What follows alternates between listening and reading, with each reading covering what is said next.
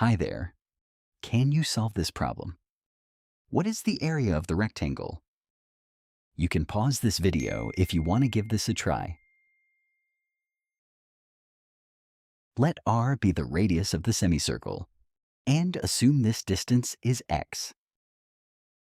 The formula for the area of a rectangle is length times width.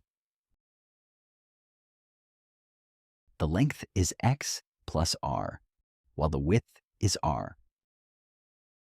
Distribute r to get the area expression, which is xr plus r squared. Next, assume that the circle is on a coordinate plane system, where the center of the semicircle is also the center of the coordinate system.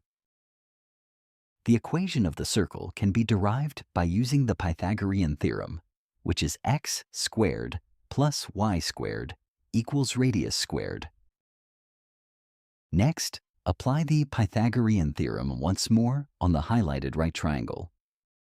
X plus r squared plus y squared is equal to 8 squared.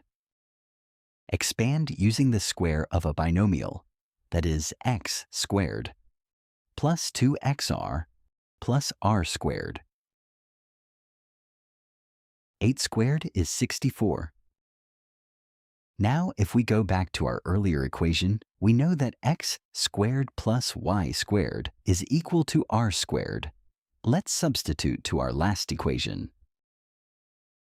We get 2xr plus r squared equals 64.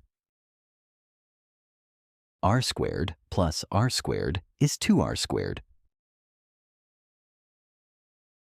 Take out the common factor 2 to get 2 times the binomial xr plus r squared. Divide both sides by 2. We have xr plus r squared equals 32. From the earlier equation, xr plus r squared is the area of the rectangle.